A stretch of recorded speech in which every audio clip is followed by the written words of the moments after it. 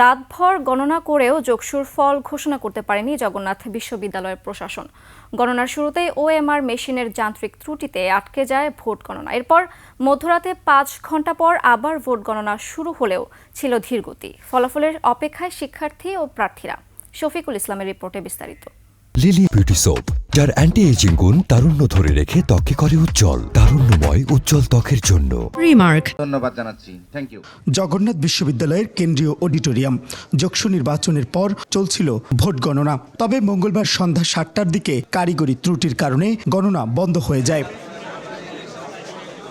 পরে সব প্যানেলের ভিপি, জিএস প্রার্থী, শিক্ষক সমিতি, বিভাগীয় প্রধান, ডিন, সিনেট সদস্য ও বিভিন্ন শিক্ষক সংগঠনের সঙ্গে আলোচনার পর রাত 12:30টার দিকে আবারও গণনা শুরু হয়।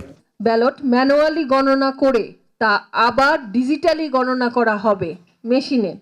যদি দুটো মেশিনেই যেই ফলাফলটা ম্যানুয়ালি ফলাফলের কাছাকাছি হয় তাহলে, এবং কাছাকাছি হয় মানে ম্যানুয়ালি যে ফলাফল তার সাথে মিলে যায়, তাহলে আমরা সেই মেশিনেই বাকি ভোটগুলা গণনা করা হবে বাকি কেন্দ্রের। নৃবিজ্ঞান বিভাগের ভোট হাতে গণনা শেষে ওএমআর মেশিনে দিয়ে আবারও যাচাই করা হয়। এরপর রাতভর চলে ভোট গণনা। ভোট গণনা সচক্ষে দেখতে অডিটোরিয়ামে সারা রাত প্রার্থীর পাশাপাশি উপস্থিত ছিল শিক্ষার্থীরা।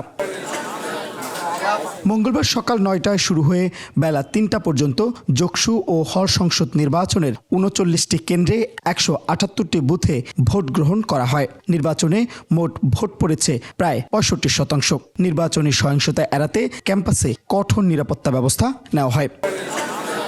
শফিকুল ইসলাম, 21 টেলিভিশন, ঢাকা।